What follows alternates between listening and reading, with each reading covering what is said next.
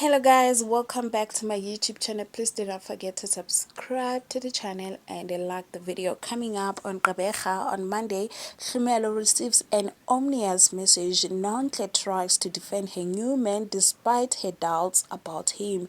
On Tuesday, Nozuko's baby shower turns into a Western nightmare when she and her baby's lives are in danger. Lulama boldly moves towards becoming a better person.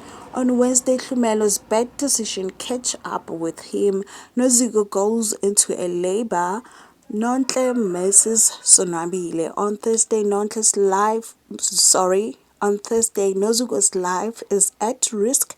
Hlumelo'S will stop at nothing to get his woman back.